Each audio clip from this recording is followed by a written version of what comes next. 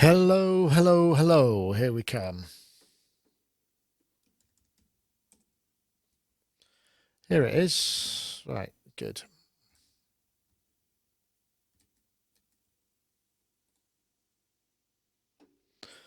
All right then. I'm going to play this while we preview. It's basically a version of the Korg Minilog XD review, which I'll be posting later in a couple of days. Here it comes. Enjoy. Hello, welcome to another Sonic Lab. Today, I'm very pleased to say we've got finally the Minilog XD. Now, the Minilog XD, of course, came out a little while back. They've been quite hard to come by, but finally we've got hold of one.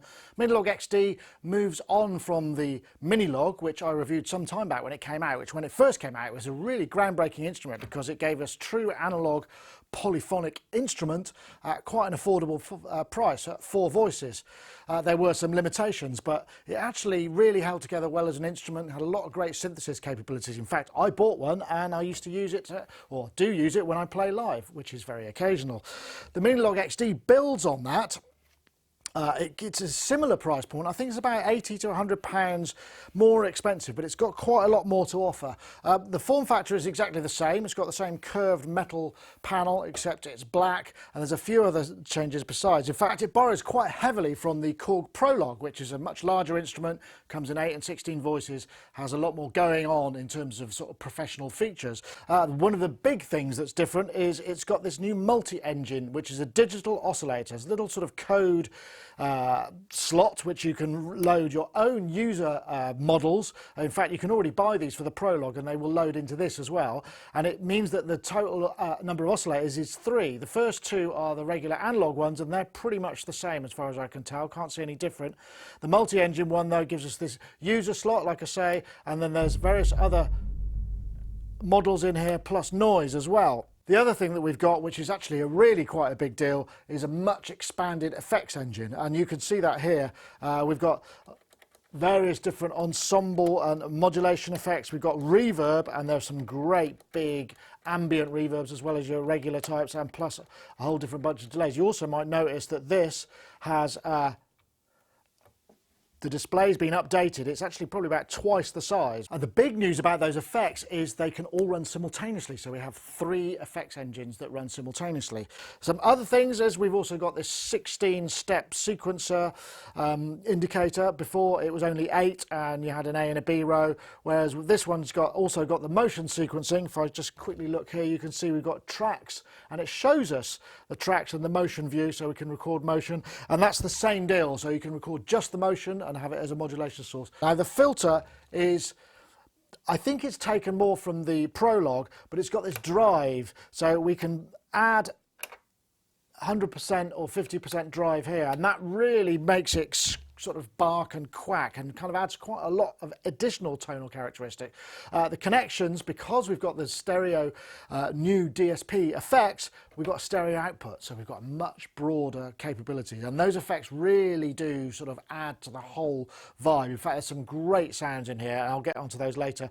Additionally, we've got a damper pedal, we've got CV in 1 and 2, which we can map to various features inside the Minilog, sync in and out, MIDI in and out, USB and DC 9V. Everything else is pretty much the same. But like I say, I'm very pleased to see that they've actually kept the sort of same topography pretty much. They haven't messed around with it too much and sort of broken it. It feels very familiar if you're already used to the Minilog. One other feature is we've also got this joystick as opposed to that funny little lever. So let's get on and take a listen. Let's just play you a little bit of this. Let's take it down an octave.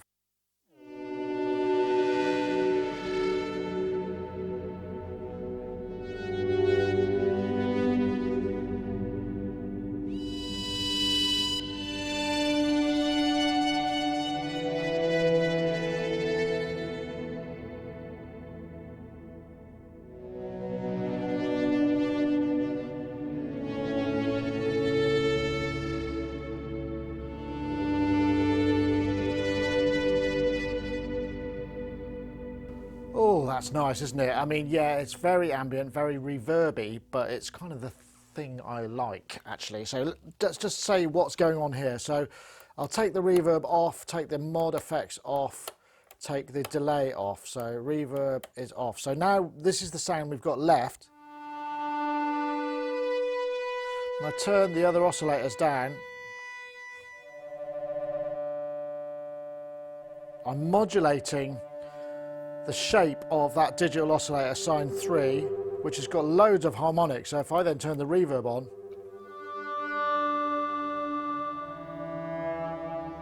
the reverb is also very interesting. If I just, let's get the, if I take perhaps some of these down and we go for a straight, you'll be able to hear what's going on. So this, Mtron Pro. it's kind of the opposite of shimmer. It's going down instead of up, and it's actually,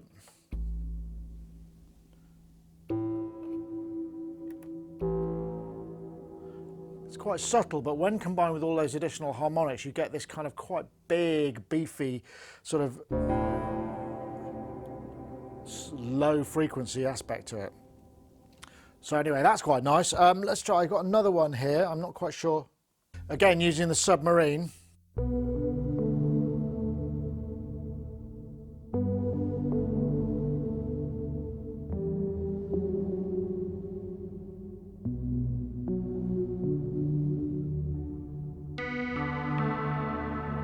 And you can hear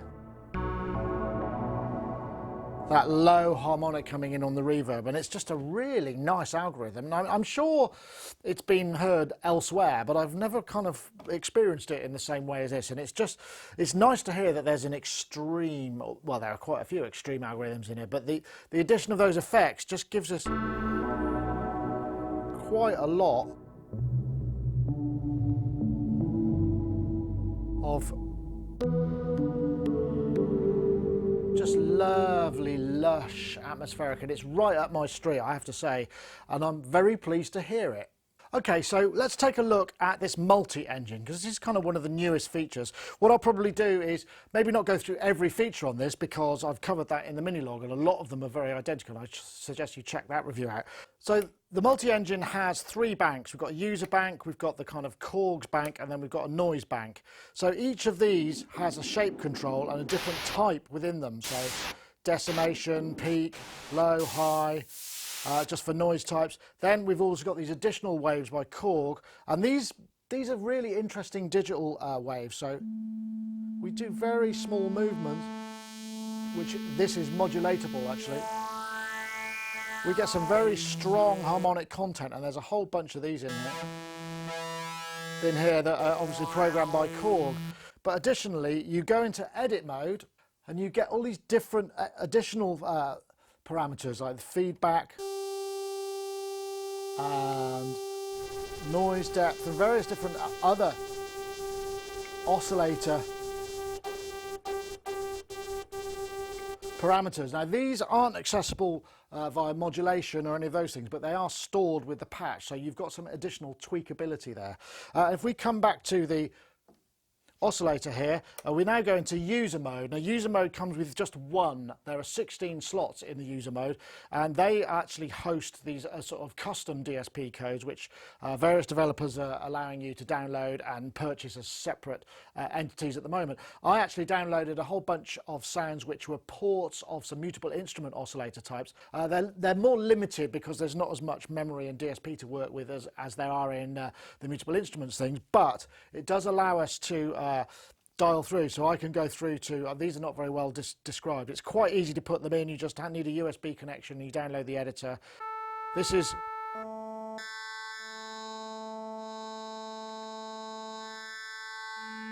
I put, I don't know, 12 or 13 of these types in here. And again, very harmonically rich. Again, if we come back to our program edit, we can change the octave of the multi-engine. There's also that you can run it pre-VCF and post-VCF, which is kind of cool. So, and again, we've got additional parameters depending on the algorithm that we've got loaded up. So lots of additional sound shaping capabilities there. And once you add those additional harmonics in and add them to the effects engine, you get some really lovely stuff. So let's now take a look at some of the other features. We'll start with the sequencer. I'm going to just place something in here that's fairly straightforward, just to kind of...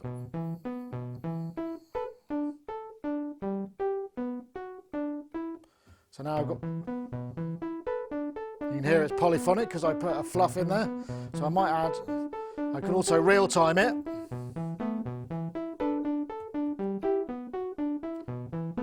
Right, very straightforward. We can set the beat divisions, we can set all the swing. So we've got quite a lot of capabilities, and obviously each step here we can switch them on and off via the dedicated 16 buttons. But what I wanted to show you really was more to do with the effects. So if I play my sequence here, now I'm going to go into, let's get the reverb on. We've got smooth.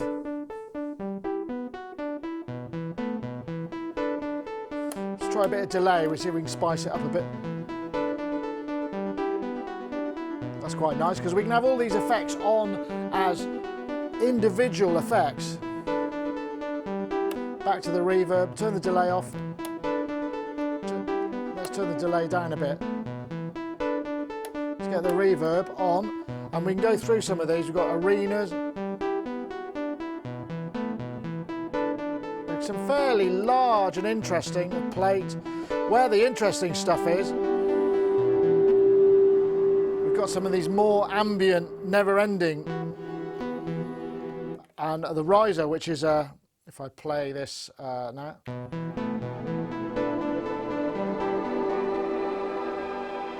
Which is more of your shimmer. Nice to see that recognised on there. I know once it's been included as a preset, it's a bit like naming a style, isn't it, in an auto accompaniment? It sort of becomes something you wouldn't want to use anymore, which is a shame because I happen to like that. At least they didn't call it shimmer.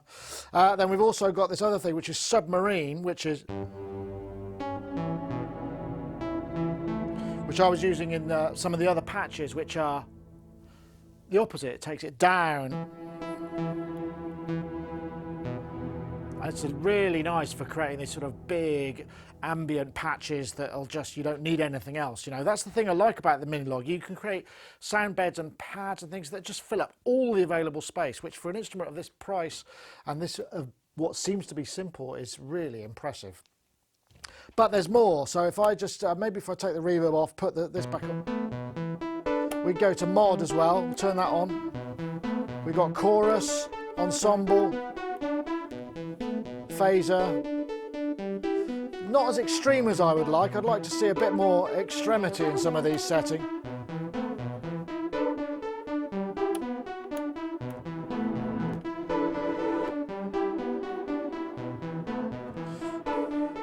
But you can hear that there's a lot of capability in there that's sort of part of the sound design process, and I think this is kind of quite a game changer for the Minilog sort of engine.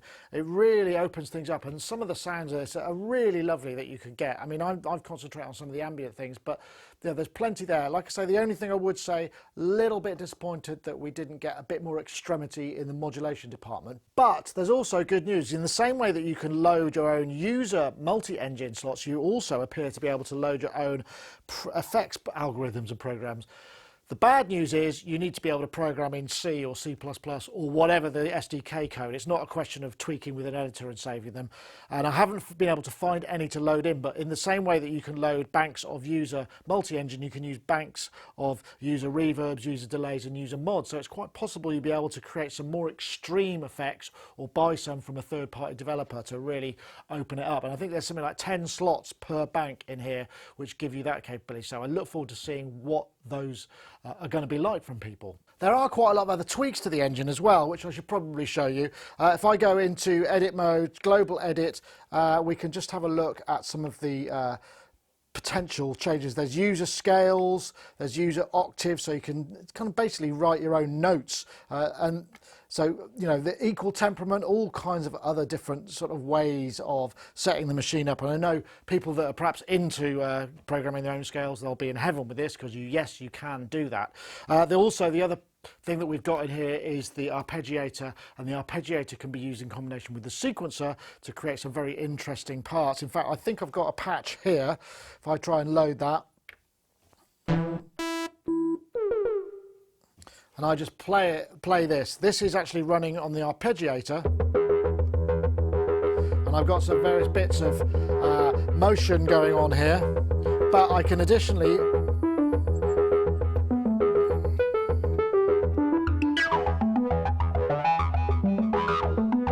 And this is using one of the inbuilt user multi-engines.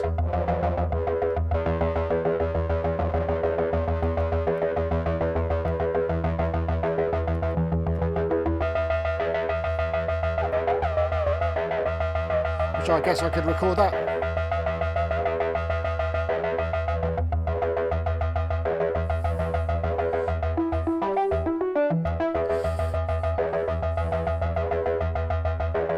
So it's very easy to get carried away with this. It's one of those synthesizers that come along once in a while. When you're trying to review it, every time you switch it on and start going, you think, oh goodness, I'm supposed to be recording something, aren't I? Not just noodling away. And that's what I liked about the original Minilog, and the XD does not disappoint in any way with that either. So I'm very pleased to be able to say that, you know, it has the same compelling characteristics that the original has, but more so. So what I'm going to do is I'm going to flip through a few presets, give you an idea of a sort of broader range of sounds that the XD has to offer. So perhaps the first thing to do is, does it do a 303? And I think the answer is kind of yes, if that's what you want.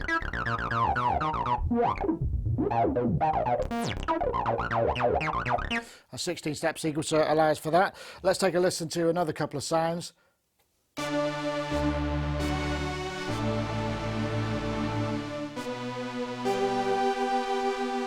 This is layering up the oscillators to give multi-depth.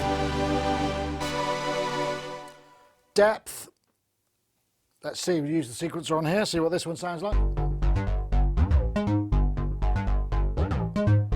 This is using the unison mode. Interestingly, to try and get a mono sound is not the way you would think it would be, because if I go to an init patch here, and what I'm going to do is I'm going to change it to a chord mode and then just turn it into mono, and that gives me one oscillator, because sometimes unison is just a bit too many oscillators, whereas this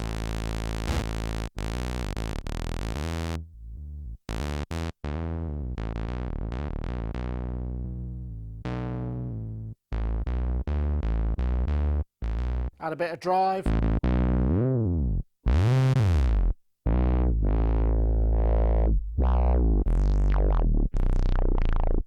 So yeah, like the original Minilog, it does do a nice sort of mono vibe, and you can stack up all those oscillators, which would be 3 times 4, so what's that, 12 oscillators potentially in there, which is should give you enough, eh? This guy just gives you a chord mode, load up some nice little sequence in this.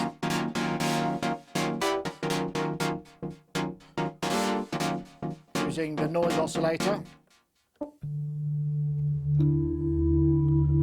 This one is called Petrichor, and it just demonstrates the lovely pad capabilities that this has, and the effects. And I have to say, this is where this really excels. Not that it's particularly weak in any other areas, it just sounds really lush to me.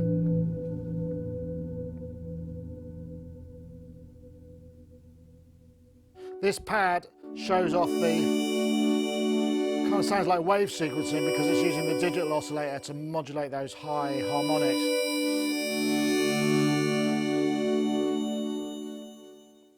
This is a bit of pulse width modulation with a bit of ring mod thrown in.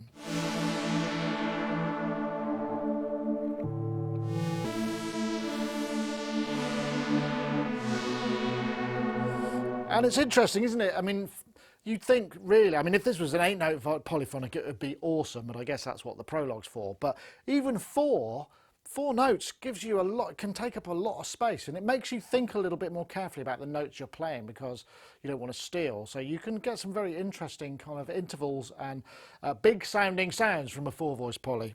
And this is more of a sort of bass sound, which will give you, showing off the sequencer.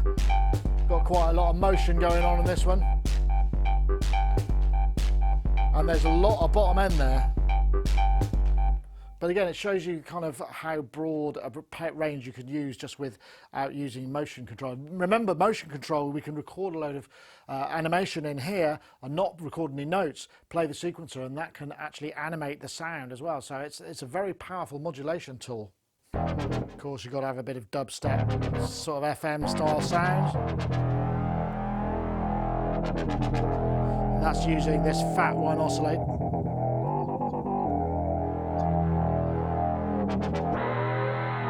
Yeah, it does do sync. Using the pitch of oscillator 2.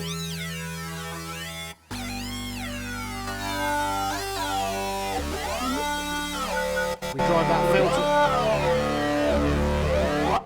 Get some fairly extreme analog style sync. In fact, well, I guess it is analog sync because it's between the two VCOs rather than the multi-engine. Okay, so this is pretty cool. What I've got is the Pittsburgh Modular 3900 module here, and I'm going to patch that into the CV in 1 and 2 on here. So I've got a patch which is just a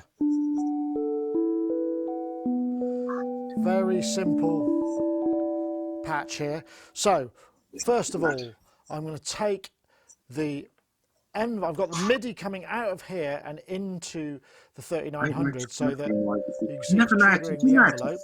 I'm going to come out of the envelope. Make sure it uses this. I never can quite figure out. CV1. CV1, if I press, we can press and hold. We've got all these different assign modes here. So I've got set it to modulation mode. I can set it to be CV and gate. Positive and minus, which means I guess we can control the CV and gate of the input, but I'm in modulation mode. I'm routing this to the delay time on 1 and also the cutoff. And what I'm using the cutoff here, and then I've got it 100%. So now, when I play this, I know.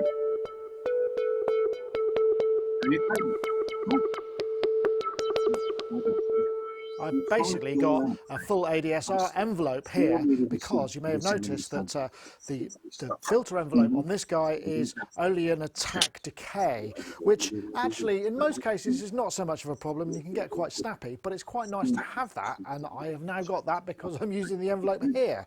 So, but the other thing I was going to do is I've got the clock here, and I'm going to trigger the clock. Great, that sounds perfect. So you go and look at essentially looping the envelope here from the clock output. So I've just got that. But the other thing I've got going on is I'm taking CV out 2, and this is from the LFO, and I'm routing that to delay time. So now if I switch the delay on, we can modulate.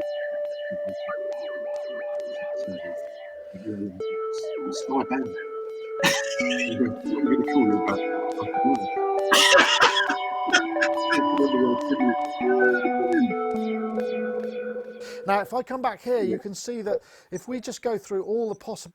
Great. Oh. Hello, can you hear us? We can't hear you. Got to get my headphones on. Yay, we can hear you. Hello. You're very quiet. Hello, can you hear us? Yeah, I can. Yeah. Good. I'm very quiet. I'm not on the meters. Oh, I think it would just be. I might go and get a speaker or something. It's just quite quiet. We're not on cam today, obviously, but. All right. Oh, yeah. Sorry. We just had a very enjoyable. The hotel we booked for Berlin, they've closed it and didn't tell anybody. What? Yeah, nice. Or changed ownership and didn't tell anybody, and we can't get through to the hotel, and it seems to be still being refitted. So it's a little bit of a laugh. Well, you say laugh. I have a floor in my room. It's a single room. I say laugh, and I mean not a laugh at all. Oh, damn. That sounds dreadful. Okay. Wow.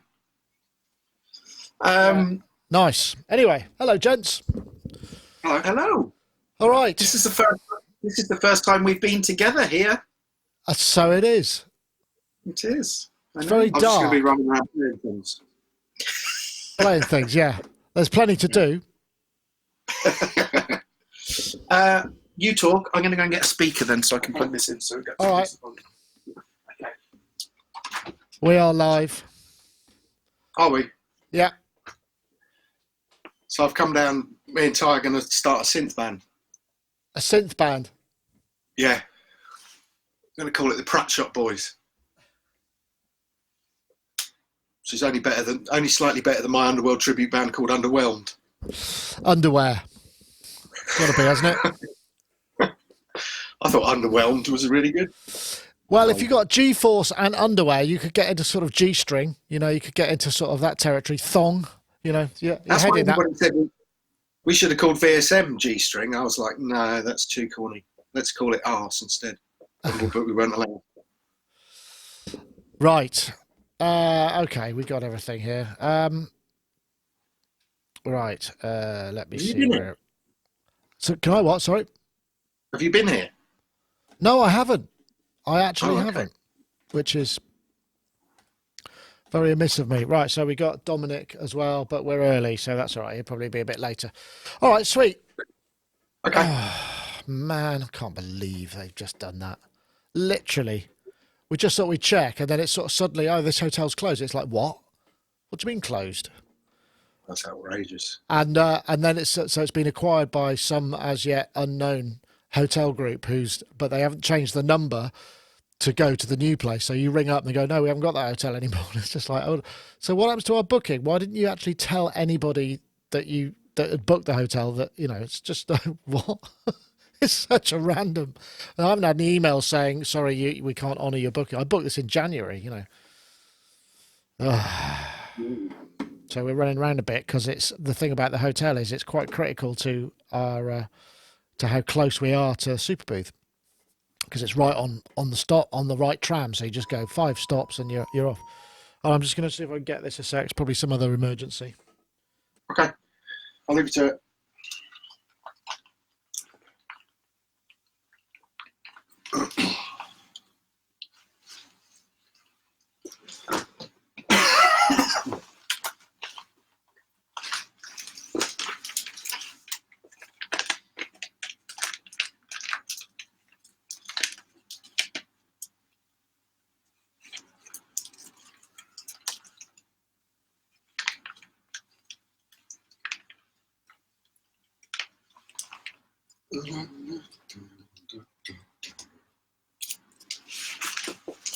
See if he's left a synth on. Ah, he hasn't. Well, I was thinking about putting the Minilog XD on, but I did that last week. That I tell you what, that is a great synth. It really is. Yeah, you still. Really impressive, indeed. Good. You know, because you could easily do a sort of new version of something and just mess it up, but they haven't at all, which is always encouraging. I mean, I'm not saying Korg necessarily, but anybody, you know, you do a version 2 and you get rid of all the stuff that everybody liked and you add stuff that nobody wants. You know, there's always the chance of that happening, isn't there? Just through, you know, well. Yeah. Oh, well, that's good. Okay. Oh, smart. I'm just getting some accommodation. Oh, good. Smart punts in Karlhorst, Berlin. Let's see. They have no availability. Oh, well, beautiful. This is what you want, isn't it, really? Just before a major trade show. The hotel shutting down and not telling you. It's a good job we found out. We're only checking to see if there are any rooms left. And it's like, what rooms? There's no hotel. It's just like, no. Hey, Dominic. We have a Dominic Hey, how are in the you? house. Ah, good. Right, so we got Ty and Dave in. Well, they will be, and Dominic. Okay, smash him. We can go. Here. He's very small in real life. He's down here. Yeah. Well, you look very Right down tall. Are here. you sitting on some kind of piano stool that's been gassed up? The drum throne. You're in the drum riser. Yeah. Look, Ty, I'm coming, but I have to bring my own drum riser. Yeah. No, I said you have to organise me. I And want buy it me hired lunch. in. I want it hired in. Right. And crew. Oh, curses. What's Hey, happening? go up there. I just shut the flipping. Hold on. Oh, jeez. Oh, this is not what we want today. Yeah. Hotel malfunction for Berlin. Oh no, Yeah, they've closed it without telling Soho anyone. House. Soho House, Berlin. It's brilliant. Right, what am I? Oh. I'm just trying to find my... Andy's on the case. Wow. Oh, God. Now I can't find me. Yeah, they've closed it. Oh, I seem to be coming back somewhere. That's me. That was me on my iPhone. Ah, okay. I could do that every now and then just to freak you out if you want. Please don't. I'm having a bad enough day as it is. Right, I've just seemed to have closed the YouTube page, so I don't know if it's still going on YouTube. Yeah, cool. That's how you were coming back. So where's it gone? Oh, man. Hi, Ty. Videos. Hey, how you doing? Good, thanks. Good to see you. Good to see you. Haven't seen you for ages. Yeah. It's been a while, actually. Let me just lower this. Other features. Live stream now. Yeah. I meant to say, I didn't catch up with you afterwards, but I saw you in Bristol at the Sonic Do, and that string stuff you did was just brilliant. You know, the how to put together film music with that string. That was good. The fingers just going like this, and I just felt so sorry for whoever had to transcribe that, like you said, into into something on paper. Oh, thank you. No. Why isn't this? Come on, connect. I'm watching on YouTube, so it's definitely still working.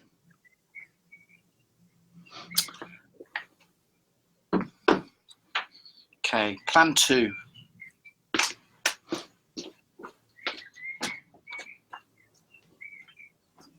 You say you've got a pair of hands? You say foursome? Foursome, I might just... Are yours in ears or over? Okay. Well, welcome to Sonicstate.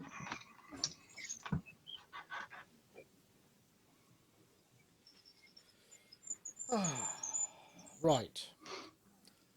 Let's put my headphones back on.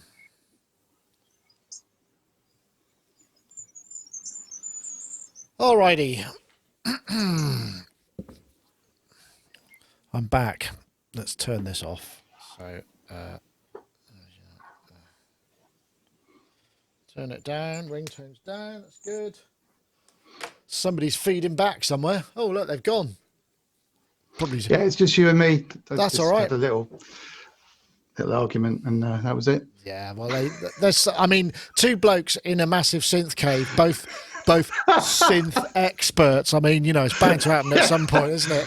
Something about my oscillator was bigger than yours. No, I'm telling you that. Yeah, I'm telling you that's the OS 1.2 in that particular version. No, it's not.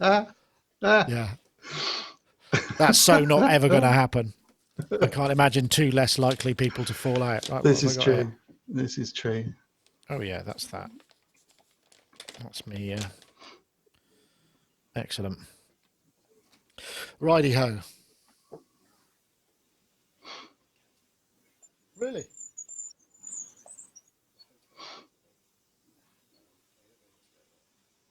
NH Hotel did.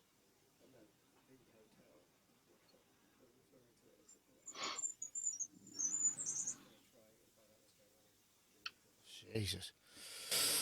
Right. Smart. In the meantime. Right then. Lastminutebooking.com. Oh, Airbnb? Yeah, there's nothing in the area. We've been down this route before. The hotel that we found is the hotel that works really well because it's on the tram route. And you just step outside the hotel and you go, 6 or 8 stops and you're there. Because it's a very long way out of central Berlin, so there's not that much accommodation around there. So this was the perfect one. But and what have they done? Shut or something? Did you say? Well, they sold it to another hotel chain without letting anybody know, and we don't know if it's going to be open. And our booking's been cancelled, and they didn't tell anybody. So they sold it with live bookings, presumably. And there must be quite a lot of people with live bookings. I was going to say, loads of people will be going through the same thing, I guess. Wow. There will be, yeah, because there's going to be loads of people that probably aren't even going to find out until they get there. So if anybody's watching on Super Well, get your thing booked before you tell everyone. yeah. Well, oops. I rather blew that, didn't I? Oh man, That's a good idea, actually, Dominic. Don't mention it, Nick. Don't mention it. Can't believe it though. You know, it's just like we planned Not what so you need. meticulously and so in advance. How many rooms did you have? 2. Oh, okay. 2, you know, for 4 people, 2 twins. Well, the other thing to do is to ask on stream and say, can anyone put us up as a complete and utter backup? Because maybe in a position where there's nothing. Yeah, well, there's always going to be Central Berlin, but that's just an hour. Okay. It's an hour and a half commute. You know, it's a bit of a slog. That's why, you know, I spent ages researching kind of tram lines and all that, and it was all a bit pointless by the looks of things. I'm just looking to see if there's any.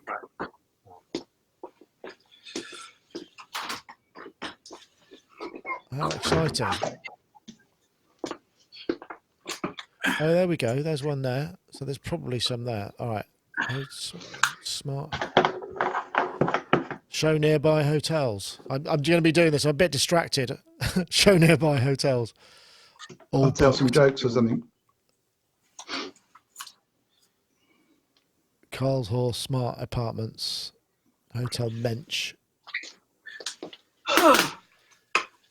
Oh, awesome. I don't think we're going to get any feedback for us, but that's all right. Well, we'll just have to keep looking.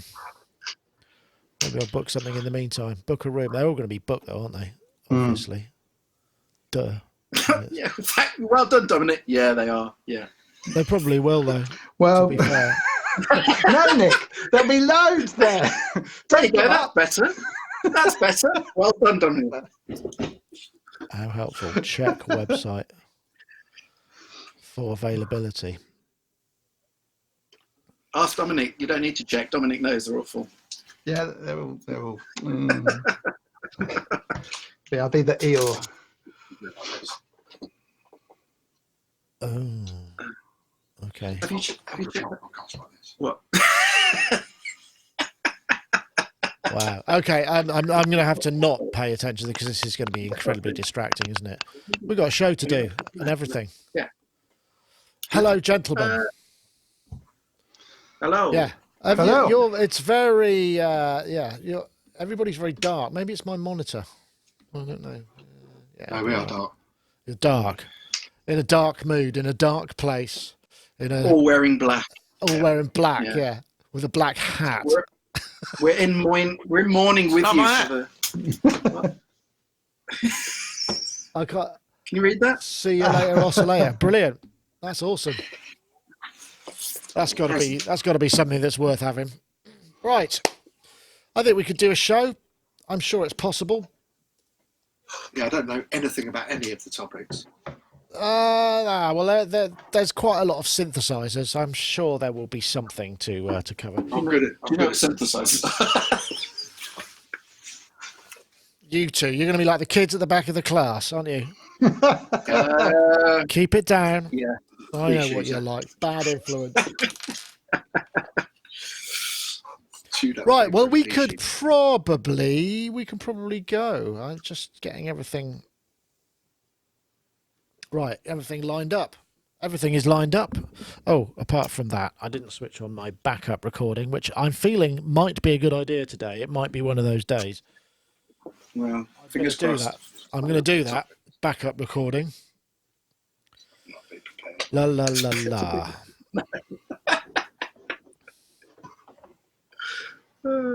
Okay, just waiting for that to boot up now.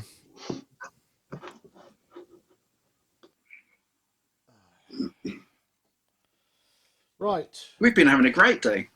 I'm glad to hear it. That sounds good. I've been I having know that's not what you. Yeah, it's not really what you want to hear. Yeah, oh, good. That's all right. Okay, just make sure my ringtone's turned down. I expect that'd be a good idea too. Right, okay. Here we go. I think it's now. Oh, let me just get my get the Facebook thing ready to go. Okay, and hit that. So we've got a backup recording. That's a good start. Righty ho, let's do a show. What do you think? I think we should do it. Standing by. No, that's the wrong one, isn't it? Brilliant.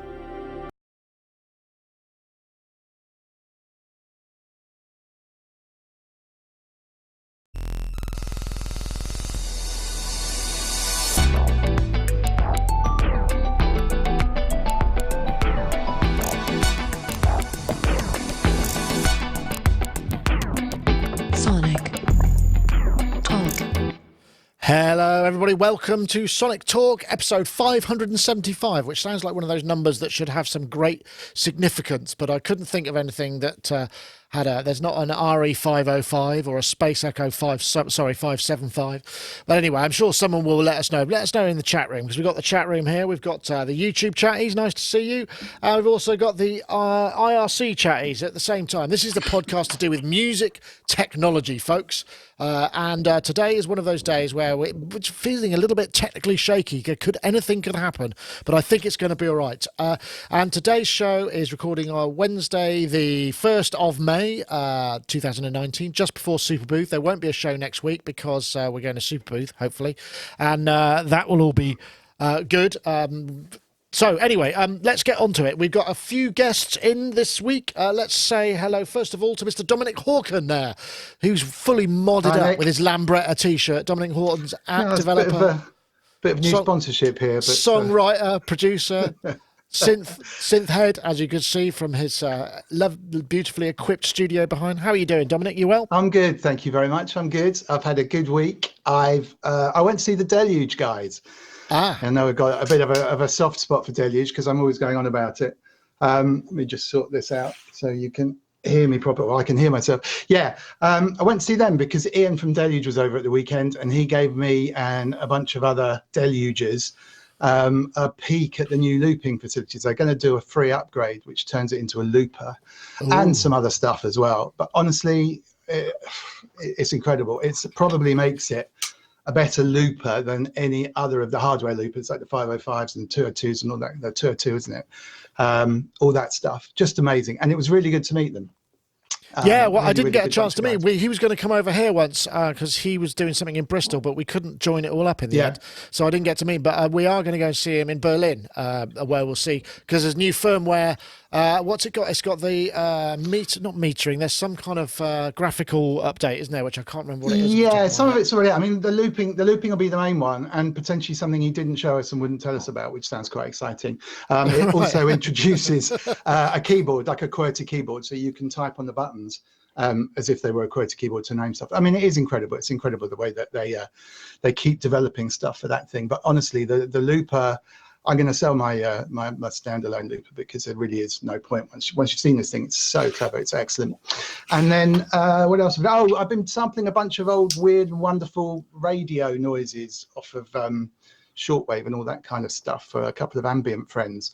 We thought it might be a good idea to try that. So I got an old radio and I've been tuning around the bands and getting all sorts of whooshes and funny noises, and also really obscure kind of half conversations and weird sounding communication noises all over the place, like number stations. That's great fun, that stuff, isn't it? So been doing that. So busy week.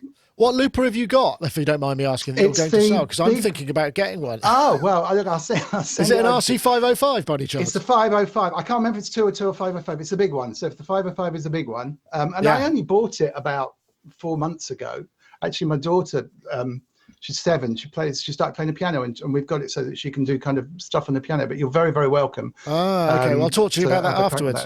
All right, no worries. Thank you very much. Okay, well, there's Dominic Hawken, and we've also got a 2 for the price of 1 here with Mr. Dave Spears on the right from G4 Software, and Mr. Ty Unwin on the left, who's a media composer. They are at Synth Heaven, which is Ty's studio, which is packed full of synths, and Dave is there probably being really annoying, going, can I turn it on? Can I turn it on? Can we have that one now? And Ty, I hope this is testing that your patch bay is fully normal, so you could just go, yeah, sure, and it's a really casual thing rather than, hold on a minute, I've got to just get under here and find this and that. Yeah. No, is the answer. I'm gonna lie and go, yeah, that's exactly how it's been. Yeah, it's been amazing. Yeah, I just go, can I play that one? And it's there, like magic. That's all a complete lie. Yeah, in our dreams. Yeah. So so we're the 2 naughty schoolboys today. Well, it's lovely to have you. We don't get to see you very often, Ty, or you, Dave. So two at once. It's like Christmas. It's May Day. I know. You say Mayday. Christmas. Mayday. Yeah. Anyway, there is some synth news this week. Actually, I should mention, of course, I want to say thanks to Isotope for providing the prize for this week's show, which is going to be RX7. That will come on a little bit later on. And also Softtube, who will be telling you a little bit about Parallels, which is their brand new soft synth. So anyway, let's start with this. This is another quite atmospheric and, well, what do you make of it? It's the big news. It's the synth. Is it playing? Oh, it is. Yes, I think it is. Sounds great in headphones, this. This is, of course, the new Moog Matriarch. I wonder when they'll be doing the Harridan and the Hag, maybe. This is... It does sound nice. So there's a bunch of people, Lisa Belladonna, who've been exploring the Matriarch. This is the brand new four-voice. It's like a four-voice grandmother, but it's got stereo operation. So the VCA stereo, I think the CP3 is stereo, or the mixer.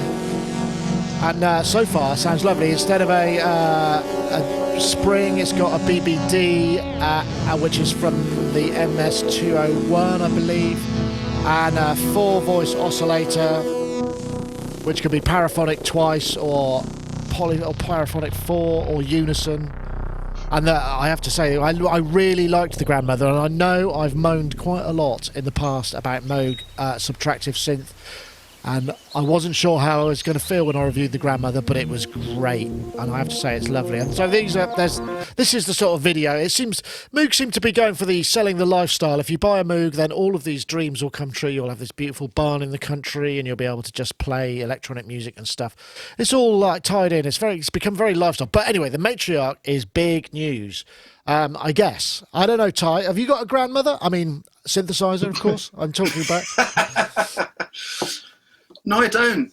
I'm kind of a bit moved out. I've got what have I got? 55. I've got an XL. I've got 55, an XL. A one. Oh, yeah. yeah. A Moog One and something else. A Voyager, another Voyager, a normal Voyager, and the grandmother for me. I mean, I'm kind of going through a stage where I've just got too many monosynths. That's my thing, and I'm not a monosynth kind of man, really. I've realised that after the years. And so the grandmother, although I love the facilities on it and I love the sound of it, it was one monosynth too many. But this, I mean, do I really need? I don't really need colour. this. I think it's the colour you need in your room, right? Perhaps more than anything else. I have a feeling you can completely ignore everything I say today, because I think if you come back in 6 months' time, there'll probably be one here. But I'm just to contradict myself, I'm going to say, no, it's not really up to much and I'm not really interested. But yeah, come back in 6 months and there'll probably be one here because somebody won me over. Yeah, I mean, a four voice version of the grandmother can only be good, really. And, you know, I mean, we've had this conversation so many times about the difference between polyphonic and paraphonic and whatever. And I think there's something to be said for paraphonic. And I have to say, I don't have much in the way of paraphonic synths. And they do. There you go. They behave differently. And so maybe that is what will win me over. So yeah, well, that's true. That's true. So if somebody came out with a 5 voice, you wouldn't have many 5 voices. Well, you might maybe a Prophet 5. I don't know.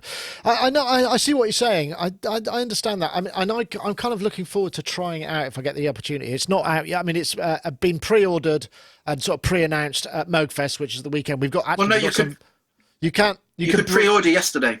Yeah, okay. Yesterday you could pre-order. Yeah. How would you know if you weren't interested? I got you there.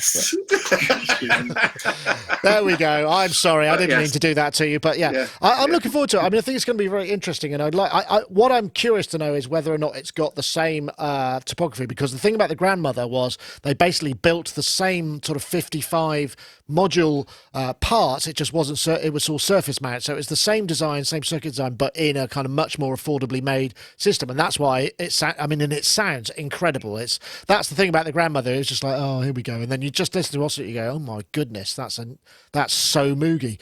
I don't know, Dave. Have you got enough Moog in your life? Or Moog? Sorry, oops. Probably. I think for the minute, yeah. And obviously, we've got the 55, a couple of minis. Minute Moog as well. Oh yeah, I forgot the mini Moog. I've got a mini Moog as well. Sorry, I forgot that one. Sorry. Yeah. So yeah, I think for the time being, I'm not convinced with the colour scheme thing. I don't know. Green's. I don't know whether it's a good look. Green on a synth. Yellow. The thing is, It's always good, but I don't know. Maybe I'm just waiting for the Moog misogynist. yeah, That's what I'm maybe. waiting for. Or I don't know. Or the Maybe Moog that. patriarchy. I think it looks good. I have to say, I think from a form factor, I think it looks cool. I don't know. Yeah. Yeah, I'm sure it's great. It just looks a bit kind of Radio Shack-like to me. I Yeah, know but what you that- mean. do I you know know what you mean, but that's all right. That's okay. I don't have a problem with that. It's great in the flesh. I know, Dominic. I mean, obviously, there's got to be a critical. How many Moogs could you actually have in a single mix? I think there must be a limit. You know, an actual sort of theoretical limit. About 2. Well, one in the top and one in the bottom, right? Yeah, quite. I don't know. I really want to try this out. I think it's going to be great. I really like the idea of it being monophonic with 4 oscillators. I think that's the thing for me. I'm not too worried about the paraphonic style or anything. I just think that sound. But I'm kind of with Ty in that another mono synth. There are quite a few around here, and they're so tempting to pick up because they all make such lovely squelchy noises. And then do they end up on tracks? Well, 1 at a time, 2 at a time, something like that. I do have a couple of Mother 32s here, which I like, but they're single oscillator. They do make a lovely noise, and they're great for fiddling around, we're doing modular-y stuff. So if they are like that, but like the grandmother with 4 oscillators all stacked up, then the paraphonic bit is like a bonus, really. So I am quite interested, and I'm on the side of color scheme isn't great. It's the blue that does it for me, but you shouldn't really be talking about colors when we're talking about synthesizers, really. But yeah, Radio Shacky is I know is the one. Saying. Wouldn't stop me from buying one. Definitely wouldn't stop me from buying one, and I'm really looking forward to hearing it. I think the other thing from my point of view is the fact that one of my favourite synths, and I've said this a few times before, one of my favourite synths and one of the only ones I regret letting go of was the Korg Monopoly. And so there's something you play differently when there's 4 voices. Yeah, you do play very differently. And I mean, I've got a polyevolver which is only 4 voice, and the way you actually shape things is completely different when you know there's that limitation. And I have a feeling that this, which is kind of a cross between something like a polyevolver and a Korg Monopoly, I don't know. I think there's a lot to be said for it. And you're right. I mean, it sounds great. It does sound great. I don't think you can question the sound of it.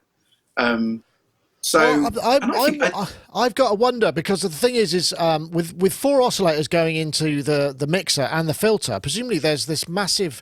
There must have to be a much wider range of gain, because I mean the thing about the grandmother, for instance, that topography, you had a fairly standardized gain. You could have 2 oscillators going through, and then you get. But so that additional headroom and that additional drive, which end would you put the in? I mean, what does it become more driven, or does it become less efficient when you're only using 1 oscillator as opposed to 4? Do you see what I mean? I mean, is there enough signal? Yeah.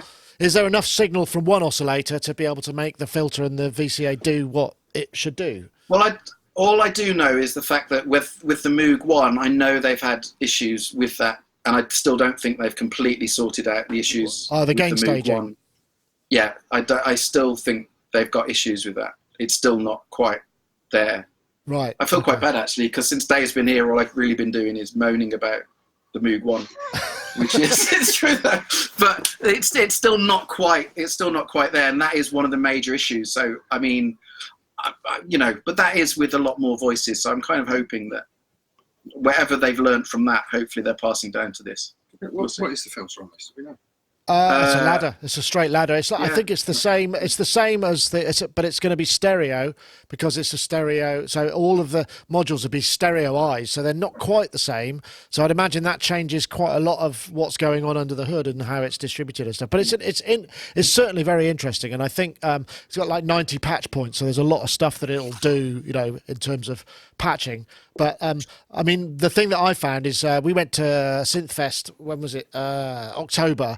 and I just reviewed the grandmother, and they would do. I can't remember who the dealer was there, but they had grandmothers there, and they were knocking them out at £1,000, and they were selling like hotcakes, and people were just like, I can't believe I got it for this price, and it really and it really feels like a very sweet spot, in much the same way that the Sub 37 seem to be like loads of moog for the money.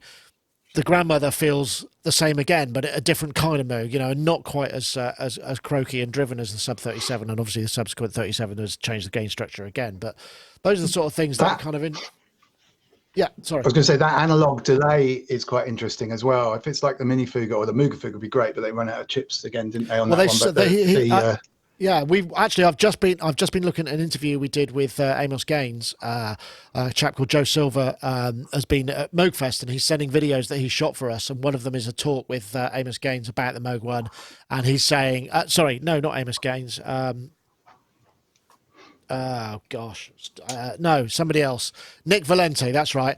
And he's saying that they've sourced a new source of chips that allow them to do the proper BBD thing. So I think that's nice. Good news for everybody. Nice. Well, I'm not sure what chips they're using in the delay that's on the Matriarch, but it's nice to have a kind of ping pong analog delay. I think it's 700 milliseconds or something, as well as just the spring reverb and stuff that was on there before. I think that makes a big difference to Moog sounds if you've got something like that on the end, which is quite dull and almost grainy sounding. It's a nice thing to have on there. Oh, I think inbuilt effects in synths, particularly just a delay or a reverb, is a great thing indeed. Anyway, yeah, they say. I mean, there is the pre-order page here. Oops, that's not it at all, is it? The pre-order page, which is it's $2,000 basically, $2,000. Expected to ship 708. I don't know if that's August or July because of the way that Americans do their date formatting. It depends. So yeah, and it's the Moog Festival. I think they made, was it 240 or 250? I forget which. So there's an initial run, and then like Moog seem to be doing a lot of, they then will go on another run at some point in the future once they've sold out. But it seems to work for them. So yeah, there it goes. Let's see then. I've got something else. Have I got my page here? Sorry, I'm got too many web pages open. Oh yeah, here we go. This is from a guy called MIDI Error, who is a friend of ours, and he sends stories in for Sonic once in a while, and he came up with this, which I think is a really cool idea. This is called Super Smash Button, and it's literally just a gate on a button, which seems like a really obvious idea, but I think it's a brilliant idea.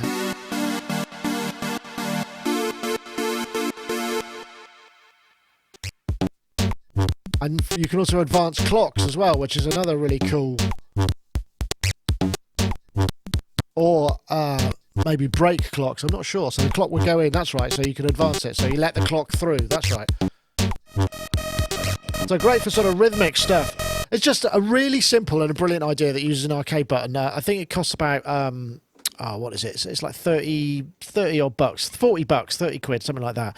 And it's just a really simple idea. But it reminded me of there are things like you get those on a guitar, which is a pot that you can tap, which is like a gate. So you can kind of get gated volume stuff. And it's just a really simple but basic idea. Dave, it's the sort of thing that I think you should probably have in your studio. Definitely. And you, Tom. I love things like this. Definitely. Love all the things like this. I bought...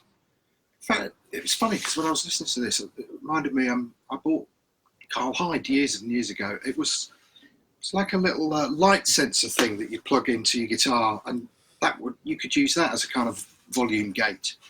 A dB. It was pretty cheap, and I remember sending it back to him from Nam, going, "Here's an early birthday present." And then when I asked him about it, he said it was like one of the worst things he'd ever tried to use because the noise floor was utterly diabolical. I'm sure he could make good use out of it. But honestly, I could think of places where I could use this all over the show. All over. It's just such a simple idea. You do sit there going, why has no one done this before? Yeah. Because it's one of those kind of get out of jail things that you know what you want to do. And then you actually start thinking, by the time I've got this set up, by the time I get this triggered, by the time I get the ins and outs, this just seems like a godsend. Do it by hand. Yeah, exactly. Yeah. Also, much more fun than just turning the filter knob for the audience. Yes. Yeah. Anything's more fun than filling a Well, football. we wonder whether or not they should have one of those really massive gaming sort of backlit buttons. So you really, you can really make a big thing of it, like those huge sort of emergency stop buttons. I think there was a clock button or a start stop button that Andreas did from Schneidersladen, which was just a huge kind of alien spaceship bay door stopping button, and you just hit that for stop and go, and it just looked really good. And I guess but those are those kind of industrial strength buttons. They cost a fortune. I mean, they're really expensive. That's probably why this costs what it does. I mean, it's it's 40 quid, which isn't very expensive, but the button is probably a lot of the cost of that. I don't know, Dominic, is this something that, because you could do it, you could sort of do it with your finger on a jack, can't you, a little bit, and just sort of doing not the same, not the doing same. that, but it's not the same thing. That guitar thing, it blew me away. I must have been about 14 at a gig or something, and someone just struck this huge guitar chord that kind of your hair's going, when I used to have hair, and then you tap the thing and whoa, it's incredible. And that's such a brilliant idea. I think it's just an analog thing, right? Audio in, audio out, switch in the middle. I think that's literally it. Absolutely brilliant. I used to have a company. We remade. Do you remember the Space Invaders cocktail tables where you sit across from a table with that? I wanted one for the studio, and I ended up forming a company with another guy who used to work on these things, and we made them. We didn't make a huge amount because they were so expensive to build, but we made them, and some kind of footballers used to buy them, and I think Jonathan Ross bought one. Like that? Is that the sort of thing? That's exactly it. Way back when 4,250 quid. This one will set you back. They were just over three. They were just over $3,000. But I remember we got the front cover of Stuff magazine the year we came out saying best stuff gadgety thing ever. But because of that, we've still got a load of those buttons. Out in the lockup, out the back. We've got some of those buttons. Out the lockup, like half a daily. But having said that, obviously I'm not going to start making these things. This guy is a genius. But you're right. The buttons can be, even in about 5 or 6 quid. The case is going to cost you a tenner. But by the time you've drilled a hole, screwed it all together, there'll be some balancing resistors and stuff inside. But the world is your oyster. If you start lighting them up and having some great big buttons on a big array and stuff, it makes for a good stage show. But yeah, brilliantly simple. Everyone's busy like I am building MIDI devices with Teensies and Arduinos and Pis, and he just connects a switch between 2 jacks and he's got a hit on his hands. It's brilliant. That's excellent. I hope so. It's called the Super Smash button, and if you search that out, it's MIDI Errors, the guy. Definitely well worth it. Actually, I'll tell you what, I've got this beautiful Raspberry Pi case that I've bought the other day. Look at that. That's a beautiful thing. That's got buttons on it as well. And that's a screen as well, a little 2-inch screen. Delightful. And it's made of metal. Oh, I wish you could have seen Dave and I's faces there when you were just showing that. As if. I swear, shall we just reenact that moment when you just did that? We just looked at one another and just went. Wait till you see what you can do with these things. They're fantastic. And all I was going to say, because you were saying about the Monopoly, and I had exactly the opposite. I don't know if I've said this on the podcast before, because when I started doing the Fun Friday things, I was like, the Monopoly's definitely going to be one of those, and I was going to get it fixed because it was a bit poorly, and I set it all up, and I just thought it sounded really unimpressive compared to everything else. I was like, I remember this sounding way better than this, and it really didn't. I'm afraid I'm not with you there. And I used to say, I've been quoted regularly as saying, it was one of my favourite synths, and I'm just not so sure anymore. I really am not sure. I don't know why, but it just doesn't sound that impressive anymore. The oscillators are skinny. I have not heard one for so long that I'm in no position to comment, really. But as I remember, I know it could be rose-tinted spectacles, but I remember it being... do you know what? I think it could have been because it was one of those synths that I knew like the back of my hand. And I think the moment you get one of those, there's always something imprinted of it being I know, I more agree. amazing than it was. Yeah, I think that's what happened to possibly. me as well. Yeah, I think that's what happened Possibly. to me. Anyway, I just wanted to mention that because it bring me down. Thanks for that. Well, not yeah. really. I think you've got enough sense to probably get you through this difficult patch, Ty. Whoa, boom, boom. Oh yeah, that was a joke. I made a little joke. Howard, I didn't realise. That's when you need the button. Yeah, we need a button. Brilliant. It's like the tumbleweed button that we used to have when there was a dead moment, and that Howard Scar very kindly made a tumbleweed sort of jingle that we could just play when I'd ask a question. Nobody would. I don't know if I've still got it. I wonder if I've still got Bring it. it back, Nick. Hold on, let's see if I can find tumbleweed. Find it now. Tumbleweed. I wonder if I've still got it. I don't think that's on this machine. That's a shame, isn't it? Because that would be. I'd like to play that now. Oh, if I spelt it right, that would probably help, wouldn't it? Tumbleweed. Oh, Go on. Name matches tumbleweed. It's got to be it. It's got to be on this machine somewhere, surely. No. Oh, come on, William. Wow. What? That's really. I'm surprised, but I will. I'll dig it out. We'll play it. But Howard very kindly built that for us. Okay, right. I'm just going to quickly have a quick word from our friends at Isotope while we're instead of tumbleweed. RX continues to be the industry standard and leader in audio repair for music and post-production. And with RX7, we've introduced groundbreaking new ways to quickly and easily fix and manipulate audio. Take the game-changing Repair Assistant, an intelligent helper that can detect noise, clipping, clicks, hum, and more. Also new in RX7 is Music Rebalance, a powerful source separation tool. Drums too loud? Vocals not loud enough? Let's fix that. You can also create instrumental versions of songs by removing the vocal elements. You can now alter the pitch without affecting the timing of your audio, and conversely, alter the time without affecting the pitch with the new variable time and variable pitch modules.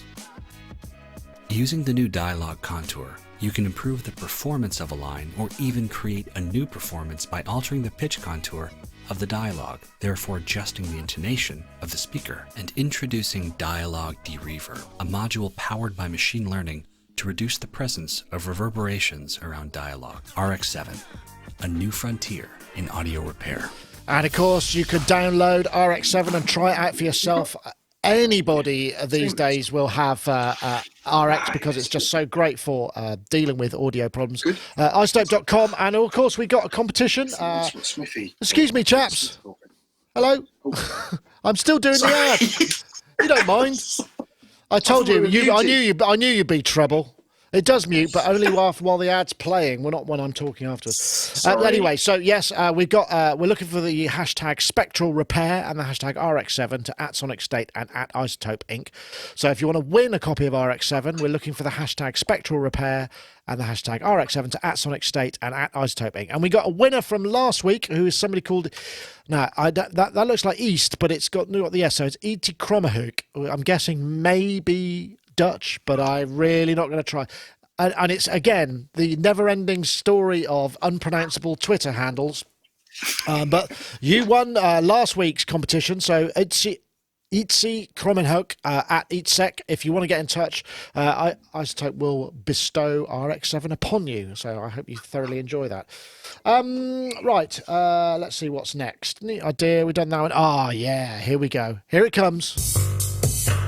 So this is, we talked about this a long time ago. There was a prototype of Soma Laboratories, makers of the Lyra 8 and the Pipe. And this is it. This is the Pulsar 23, which has got a very Lyra-style case with those touch buttons. And all of these little patch points, which are actually... They're not switches, they're actually M2 bolts or M something bolts that you put crocodile clips on for patching, which is a genius idea because no moving parts, but it's got a certain something about it that is, it's got a sound already, I can tell. So this is a prototype that's going to be happening at, not a prototype, production prototype. I could listen to it for ages. It's got that woody quality that the, I forget, the CR78 had, or the Bentley Rhythm Ace. but it's also got that kind of sizzle and ping that you get from slightly more modern drum machines. I'm very excited by this. I don't really go for drum machines. I think this is called is it called a stochastic machine? Because I think it's got auto self-generating stuff on it. It's going to be about 12 to 1500 euros. I'm making a beeline for Vlad Kreimer, who we did Meet the Makers with, to take a look at this at Super Bowl. I really can't wait. I'm going to come to you, Dominic, first. Have you experienced the Soma Laboratories moment yet? Not at all. And I've just been looking up like the Lyra, wasn't it, that they did for the 4 and the 8, and I've not played one of those, but I went down the rabbit hole of demos and people playing around with them. It's just brilliant. I couldn't really work out what it was doing, and a lot of the demos actually were people kind of saying, just move things until it sounds right, and actually then a millimeter in the other way kind of goes, you'll get a completely different sound. It looks amazing. And they also do DIY kits as well, which I really like with boutique manufacturers as well, because that cuts the cost down a lot. And this, I agree, it looks absolutely amazing. So I think it's 4 channels of drums on there, looper stuff going on, and these crocodile clip things, which is great. It's exactly the same as a booklet style or some of those modulars where you have single, rather than jacks with 2 cables going down, you just have single patch points on there. And that cuts the cost down massively. And the sound is just brilliant from what I can see. It's been a long time in development. He's, I think, a one-man band. And it really is all about the sound. It's kind of what I wanted the Moog 30, the Mother 32 and the DFAM kind of in a box together to do, really. And obviously they are completely different things, but the DFAM is supposedly a drum synthesizer, and to me it's a bit of a one-trick pony. It does make some nice noises, but it didn't really fill me with a huge amount of enthusiasm when I tried it out. And this just looks like something you could just get totally lost into. And it's modular, but you don't need to do anything to plug anything into it. So it's got that semi-modular vibe, so you can get instant gratification without getting lost in how the little bits work. And you're right, sonically there's just a warmth, like an autumn day. Yeah, he's really into the notion of electronics having some kind of soul and spirit. When I talk to him about it, he's got to make some sort of connection with it, and it's I think that's the thing that sounds quite interesting about this. And he's completely nutty, when it comes to that kind of thing. But it seems to have done him well. I mean, I know they've sold loads of those Lyras. I mean, and it is, I think the thing about this is it does have some standardization. There must be some kind of clock or some kind of pulse, whereas the Lyra 8 is just completely off the radar. You can connect it to stuff, but it won't do anything meaningful at all with control voltages, no pitching, nothing. The gating is kind of very soft, but it's a fascinating thing. Did either of you guys try the Lyra 8? Did you go for that, Ty? I can't remember. I've got one. That's why we were being naughty, because I was convinced. I was going, have I seen one of those around here somewhere? Yeah. So I was pointing down to it, and I was like, oh, what do you think? Yeah, I've got a Lyra 8. Love it. Absolutely love it. Do you? Because I know. Do you use it very often, or is it the sort of thing you get out and just record a load of stuff and then put it away? Yeah, no. Last year I did. It kind of provided the sound sources for about 80% of a score that I did, and to get it, I basically just sat and messed around with it and recorded everything that I did on it for, I'm not even going to say hours. I think it ended up being almost days, really, but I mean a good few hours. And I sifted through the material, and that ended up, and then sampling big sections of that and using that source material, because you can't. Yeah, did you tune it to anything? Did you tune it to anything? Yeah, so you remembered to begin with to get it to tune to some kind of reference note. Yeah, just one of the oscillators. I just kind of got tuned to something, and everything was based around that. But I mean, it's one of those where trying to recreate whatever you do is almost impossible. Forget it. That's just And you've just got to record it at that moment and go with it. But it's unlike. It just sounds unlike anything else. It's so organic, and it's so. You just kind of think, do you know what? I could possibly get something like this with a big modular or something. But then you kind of think, even then, the amount of cabling and programming that would go into that would be vast, absolutely vast. I love it. I mean, I really like my Lyra 8. And what I really like about this drum machine is, I think calling it a drum machine, it's not even a drum machine. It's just bonkers. And I think the world, the world needs people like him, basically, who are just really not quite with us, because they're the people that make the special things. They're the people that take things into a new place. And I mean, I've got so many drum machines and so many drum kind of things, and I swore after the last one I wasn't going to buy any more. But I really want one of these, just because I just think there's so much more to it than a rhythm box or whatever. It's I think there's something quite.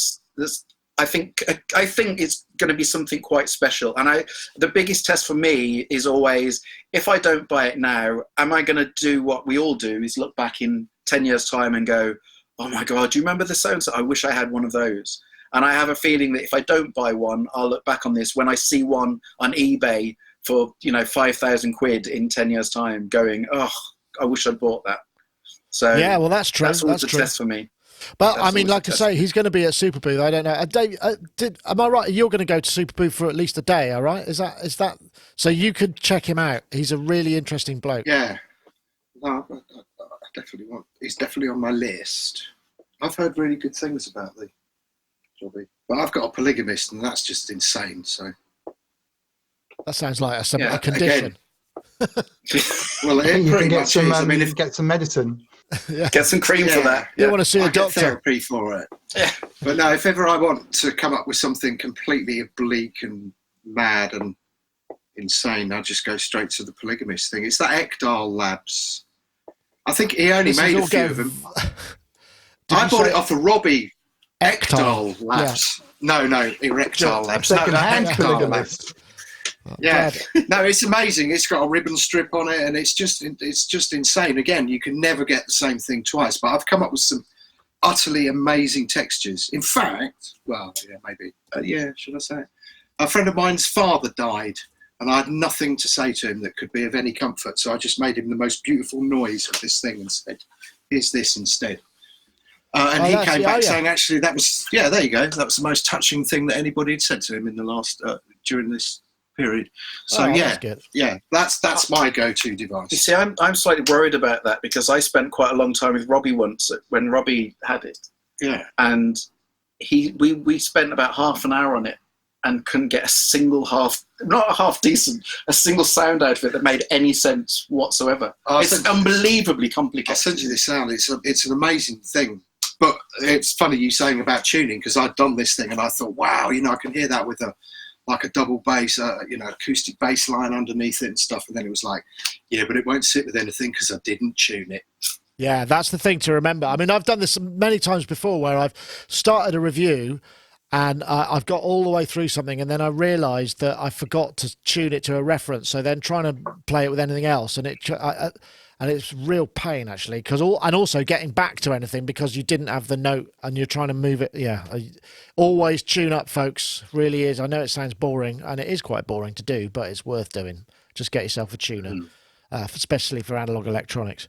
Definitely makes sense. But so yeah, I can't remember what I was saying now. Oh yeah, the Pulsar. I saw that. So this is going to be. There it is. It's going to be on at Synth.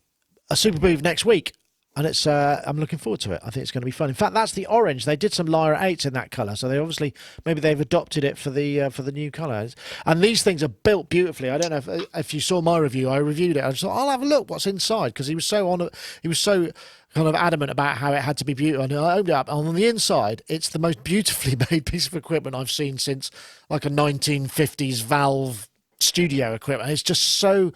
All the point-to-point wire, it's absolutely it's as beautiful on the inside as it sounds, which is unusual. I was expecting an airbox with like a chip in it and a couple of scraggly wires, and it wasn't. It's just immaculate. Anyway, actually, before we move on, I would like to just introduce this moment of Softtube. So this is Softtube's Parallels. This is their new soft synth, which features a whole load of wave samples from a load of very rare and in some cases unreleased synthesizers they built as the source to the oscillators. Lots of their analog modeling goodness, filter types. These high quality pre-recorded waveforms have lots of evolutionary sounds in them, so lots of harmonic content. There's 100 of them at least. Sonic progression with each one. There are 2 parallel sources, which means you can blend and layer and split and all those things. hundreds of expertly crafted presets. There's also 3 analog model filter types, a state variable Vactrol, which is nice to see, Buchla style, and resonant peaks. 5 sophisticated modulation source, random Euclidean sequencer, step sequencer, and envelope, and lots of effects as well. So do check that out at softtube.com. It was recently on offer, but you can pick it up now. I think it's $149, so do check it out. Okay, right. Next up, let's see what we'll have next. Oh gosh, yeah, did you see this? Have I got a video for this? Maybe I'll. Yeah, let's do this one. So this was. I had to log into this. I wonder if it's still. If I'm still there. So that's right. Yeah, the Yamaha Yamaha Ideal. Oh God, I can't even say it. Idea Scale, which is a forum that they created last year to sort of just get user input, because I think, you know, the traditional route is you have relationships with artists and whatnot, and that's good, but you get obviously a limited amount of feedback, whereas this, they've encouraged people to kind of log in and just throw some ideas. And they posted a post which ended up on Synthtopia, and it said, it's titled "If We Made a CS80." I said, apologies if you haven't joined, blah, blah, blah. We would like to understand our analog synthesizer requests a bit more clearly. Please note we move in a very deliberate manner. This is just an initial focusing on the ideas offered so far, because there was basically loads of people saying, remake the CS80, remake the CS80. And it says, if we made a CS80, do you want a vintage reissue or modern evolution? Thanks again for your participation. And that's from Ben from R&D Planning. I wondered how everybody felt about this, because there's something about the largesse of an actual CS80 that you're unlikely to replicate in modern technology, because, you know, things have got smaller, you don't need all that wiring, you're going to try and make it at least a little more reasonable to manufacture. And I'm going to come to you guys first, because Dave, you've got one. I don't know, Ty, I don't think you do have one as well. Yes, of course. So basically there's 2 CS80 owners in one room. God, what are the chances of that? You have to take out special insurance if there's 2 of you in one place at the same time. You didn't bring your CS80 with you, did you, Dave? That would be very irresponsible. No, but I've recently bought a different car, because it'll fit. I know it'll fit in the back, and there's no lip on the boot. And I'm I'm literally in the middle of having to buy one for exactly the same reason. Yeah. There you go. That's how committed we are. We buy our cars based on moving the CS80, which we know will be happening shortly. So what do you think? I mean, what do you think though? Is there a kind of, people say, yeah, I'd love to, but then when it comes down to it, if Yamaha made it, I mean, Yamaha don't make cheap, quality stuff. They put, their stuff is generally a little bit more expensive, but it's built to last, and hence, there are 2 CS80s for God's sake that still work and more. So I wonder if people say they want one, but when they see how much it's actually going to cost, even if it's an evolution, they might think again. I think you're probably right, but I'll just start this off by saying, if they, and you can shoot me down on this, if they made a CS80 exactly the same physical form factor, in other words, it was almost indistinguishable from a CS80, I would defy anyone that's actually got a CS80 to not say, I would buy it again tomorrow. Yep. Really? Yeah, that's great. Interesting. I honestly, and it's bearing in mind in terms of, it's got 4 memories. And obviously that's one thing. It would be fantastic if they did increase the memory size, which I'm hoping they could get over 4. Because if you remember, I think we've said this before, it's not actually 4 digital memories, it's 4 analog memories, yeah. 4 analog memories, 4 recreations of all the sliders in little sliders. So it's only got 4 memories, but even so, I could honestly say I would buy one for a good, at quite an expensive price if I knew I was going to be able to get a new one that was reliable tomorrow, because they are, I know we're the wrong people but they are so special. But isn't that the problem? If they made it exactly the same, it would be just as unreliable, surely, because it would be exactly the same. No, because in terms of have you ever seen the wiring in one of these? Yes, I have, yeah. It's astonishing. So it is unbelievable. The wiring in one of these is scary. It's not even going back to the 70s. It's more or less going back to the 40s. That's what it looks like inside. But there must be a way. I'm basically on about, I'm not even on about the innards, because at the end of the day, we all know that the world has moved on. the innards of this will have to, by very nature, be different in some ways. Well, in lots of ways. But even if you opened one of these up and there was next to nothing in there, if they could make it sound the same, physically look the same, okay. So and it's have the same physicality. facility, It's the physical. but feel the same, because the keyboard, you know, I mean, everyone says about the main thing about this is the performance side of things, because the action absolutely. and the poly aftertouch and all that kind of thing, nothing else feels like one. But if even if you opened it up and there was next to nothing inside, if facility wise and sound wise and everything, if they made one the same, I wouldn't change anything. That's interesting. No. I know. Yeah, sorry, go, Dave. No. I mean, I find it, you know, when we were looking to buy one, I was really nervous because obviously I didn't want to spend vast amounts of money and everything sound like Vangelis. So Kent and I drew up various lists of albums that it had appeared on, and nothing really kind of made me go, wow. But I do remember having one years and years ago in the studio and whatnot, and using one and thinking it was amazing then. And actually what I find really stunning about it is, as a pure synth, it's really not that inspiring.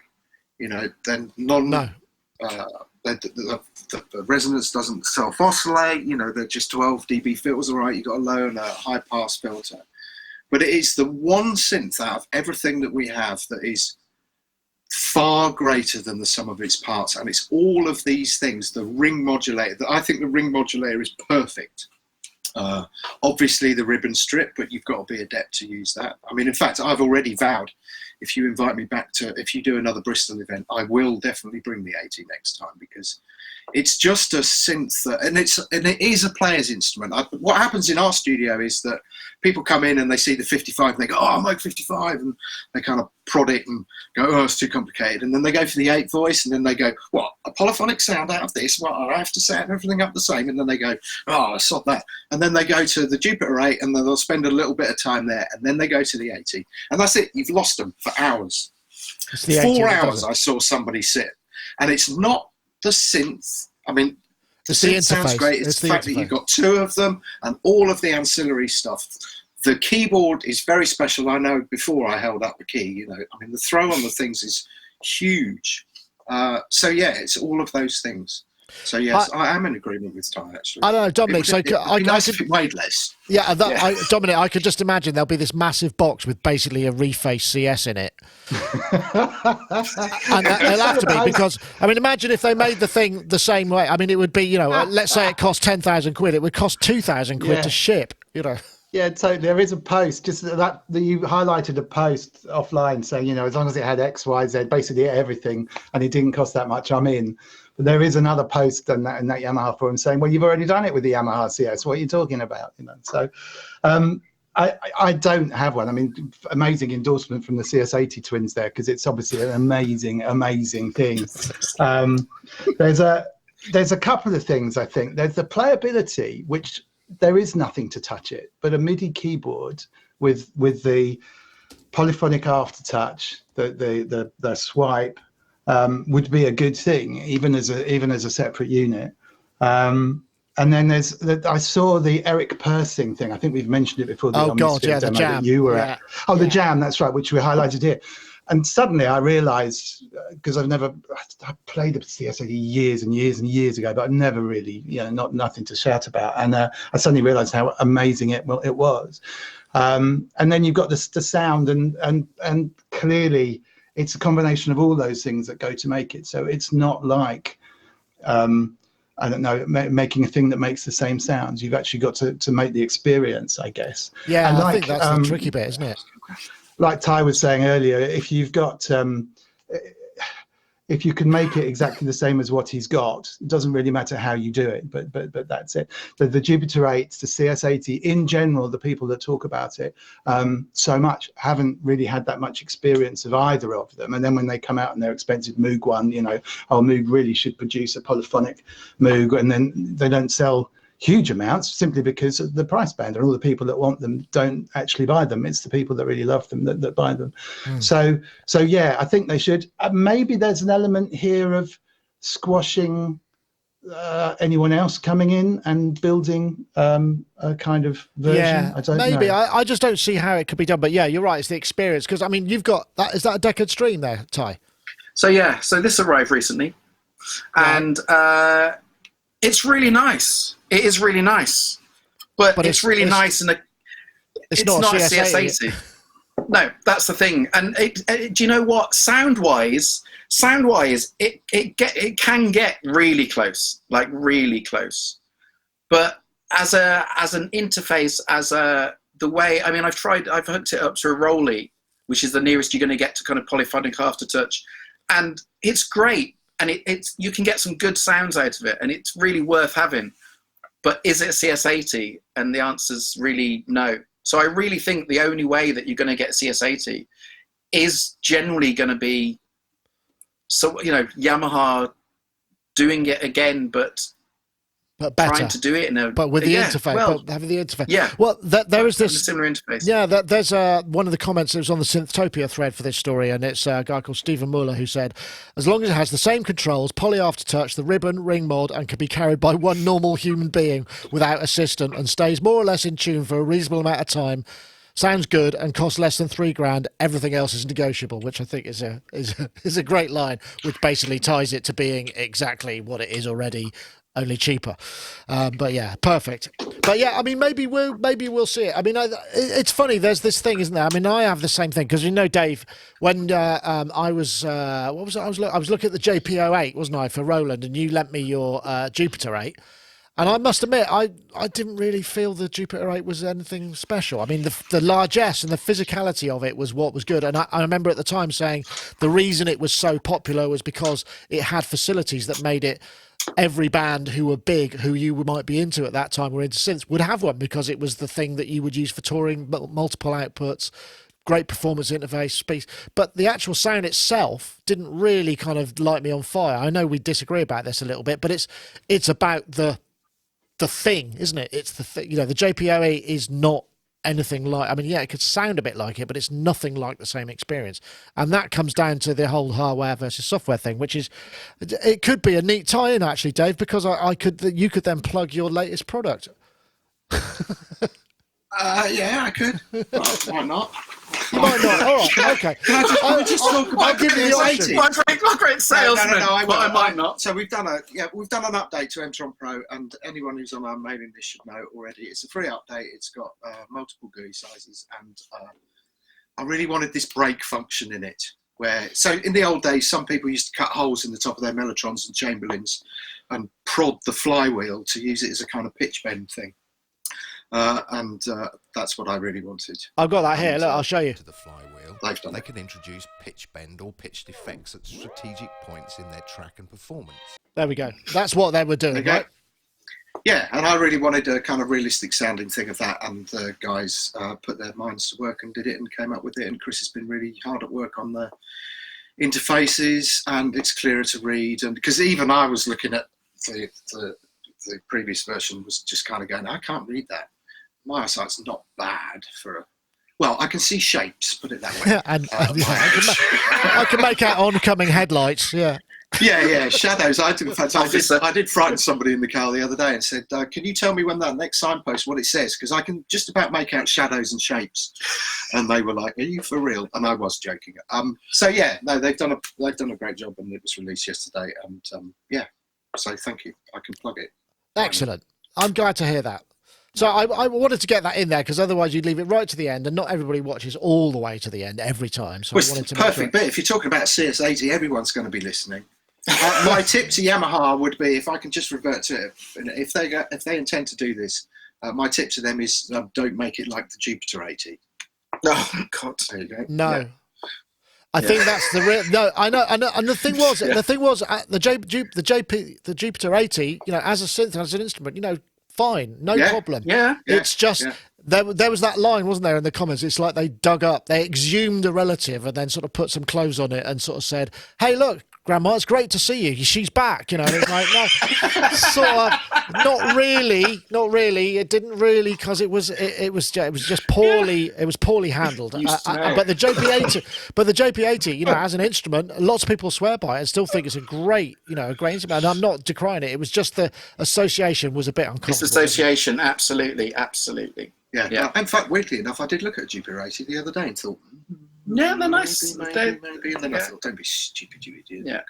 Well, the 60 was worth having, I think, actually, as well, because it was a lot cheaper, but it still had a lot of the same technology, including. And that's the joke with the CS80 versus the CS60, because obviously we had a 60 originally, and you're sold this kind of lie, essentially, that it's half a CS80, and it's not. But you need to sit down behind a CS80 to go, it's definitely not half a CS80. So a CS60, I've noticed that prices of those have really started to go a bit mad recently. And it's actually, like, I've got a story. I might actually be slightly instrumental in whatever happens, because we did that tour after NAMM with Nate Chetta around the Yamaha kind of synth room that they had in Century City, which is it Century City? Somewhere not far away from NAMM, that I went to on the way back from NAMM, and we did a synth tour, and it was great. And they didn't have a CS80. And as a result of the video, which just got stupid amounts of views, somebody local got in touch and sold them a CS80. So they now have a CS80 in the room. So it might, which may or may not be being used as some kind of motivation or inspiration for whatever might be coming in the future. I mean, I tell you, total conjecture, obviously. Here's one thing they definitely need to change, though. If they do it, this is definitely something they need to change. The string presets. Have you ever heard a crappier bunch of string presets? Yeah, the string presets aren't. And do you know that CS actually stands for compact synthesizer? Yeah, it weighs 100 kilos. That's funny. Yeah. And I heard a rumor that actually they lost money. This came from Kent. That they lost money on every one of these, but this was the 80 was to announce that the Japanese had arrived and they were serious about compact synthesizers. And boy, were they serious. Yeah, that's funny. I can imagine. Okay.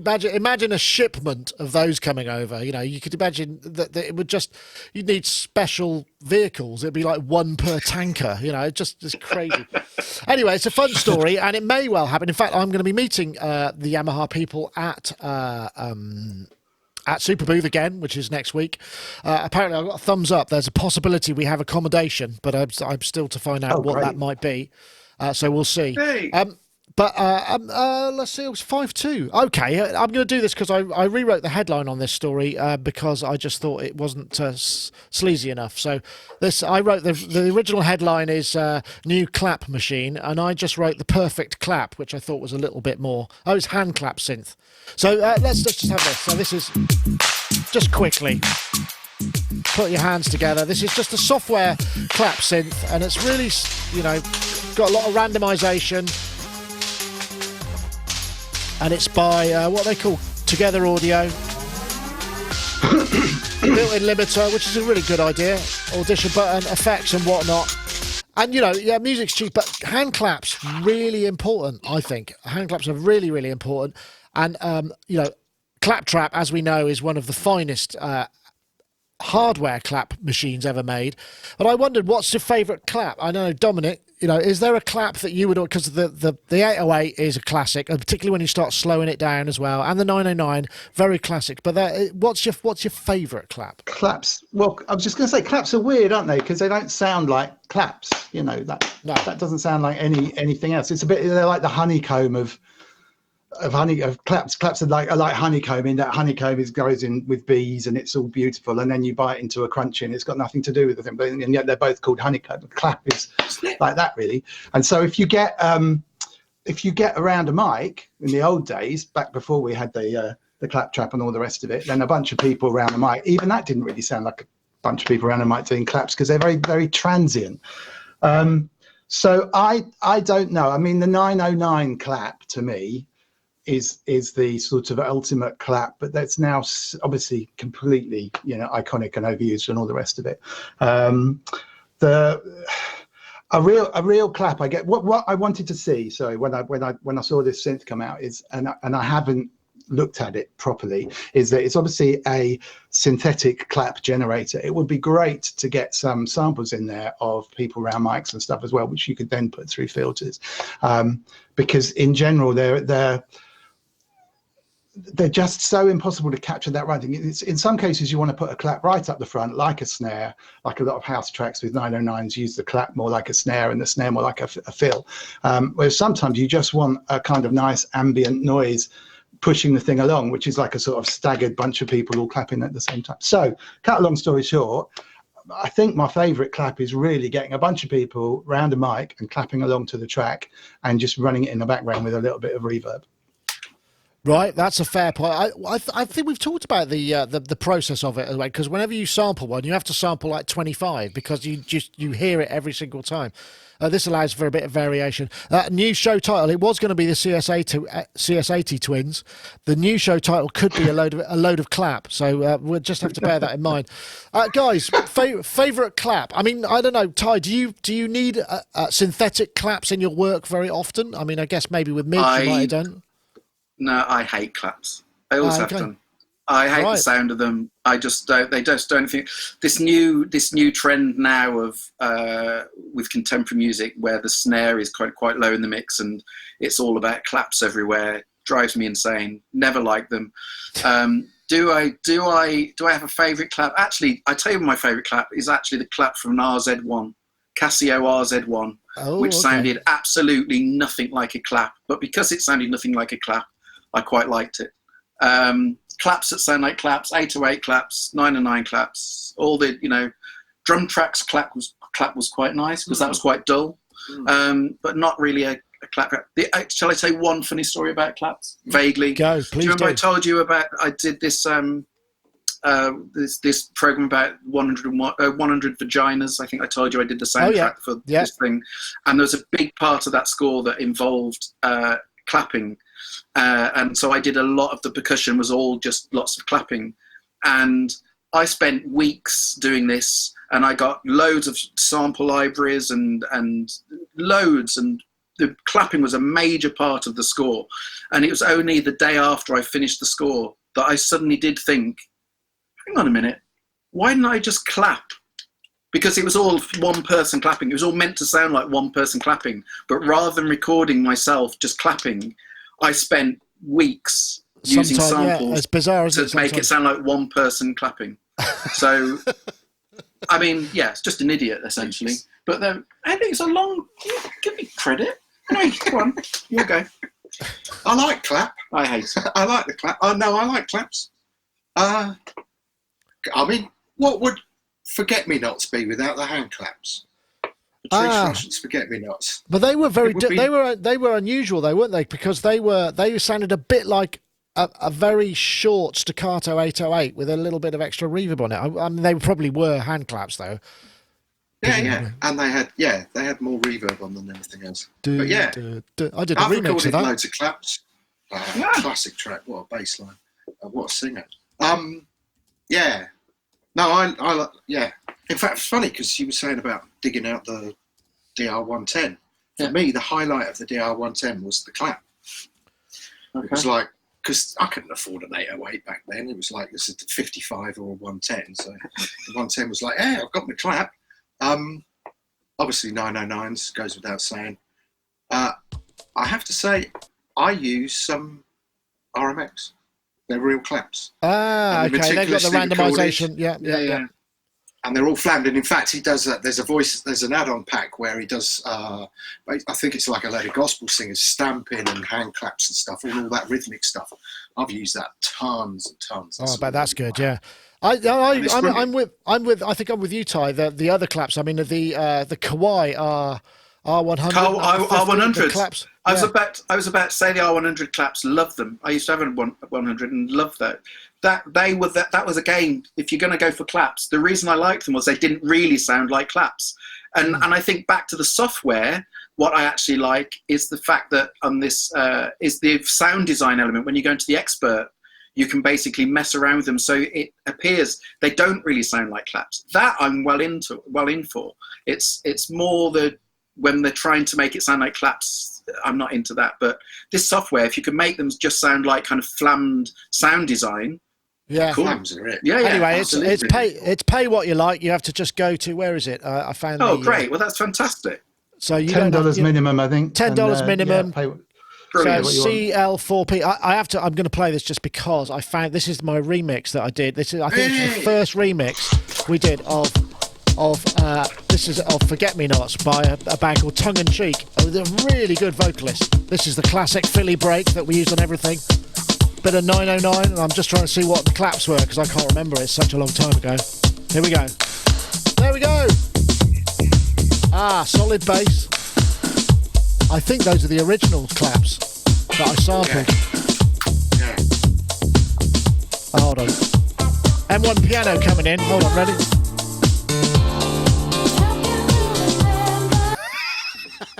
Superb. M1. Oh, yes. That was. Oh, yes. Oh, yes. Anyway, gosh, that's taken us to past 5 o'clock, and I'm glad I've got a red light behind me because I think I might be blushing slightly there.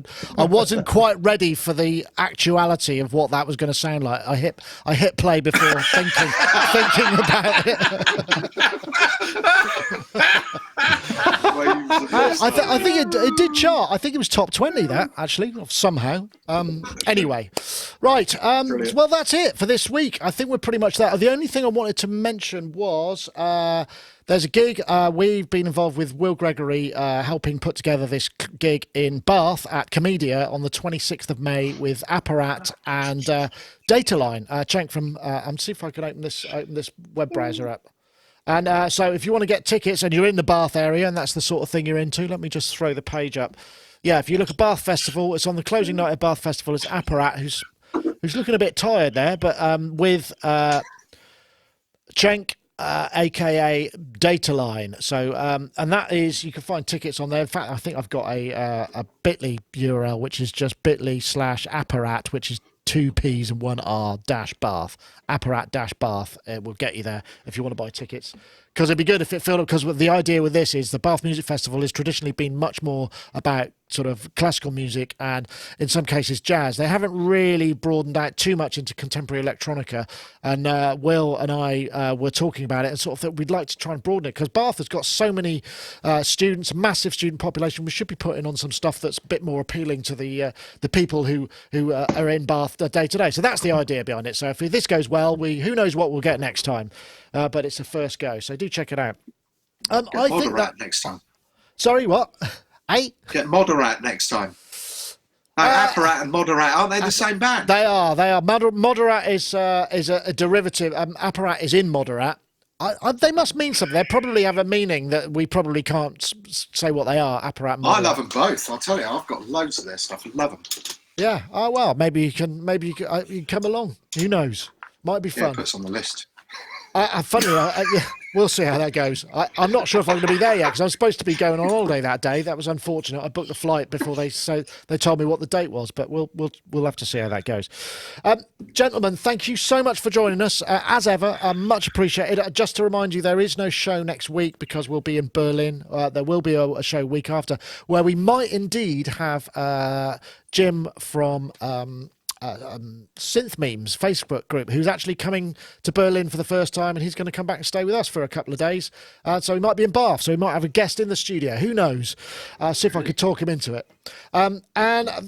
So Dominic, thank you so much for joining us. Is your app out yet? Have you got something to plug? I almost have something to plug. The guys from Apple that have been helping me out on the sly, I signed it off this morning, so that's good. So it will now finally go out to test some beta stuff, and it is looking amazing, actually. Even if I say so myself, it's been a real a lot of work, but it looks fantastic. So I'm really excited. And what will people search really for? What do people have to search for to find out what? Snuggle Sounds. Snuggle Sounds is the name of the company and the app, and the future of our destiny in the world, to be honest. That you can't argue with that. That's a fantastic statement. I'm not one for marketing hyperbole, but that sounds genius.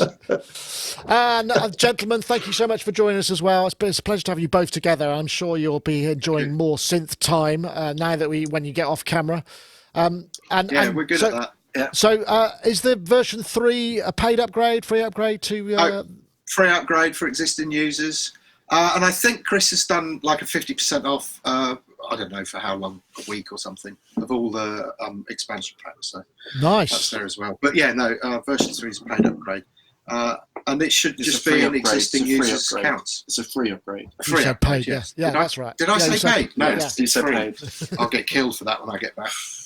It'd be like, great podcast, shame about the fact that you screwed it up, as usual. Brilliant. Well, Dave and also Ty, lovely to have you as well. And one day we'll get you over to Berlin too, because there's going to be a whole bunch of fun people over there, and it's the sort of thing that you would thoroughly enjoy. I know it. I know. Yeah, I know. I just couldn't do it this year either. So Never mind. Well, I will definitely. so that's it for this week. Don't forget to enter the competition. You've just got to tweet the hashtag Spectral Repair. Oops, wrong button. Tweet the hashtag Spectral Repair and the hashtag RX7 to @Sonicstate and @Isotope Inc. And also want to say thank you to Softube. Do check out their Parallels software synthesizer. Okay, that's it for this week. We'll wave you out and we'll see you all next time. Bye-bye now.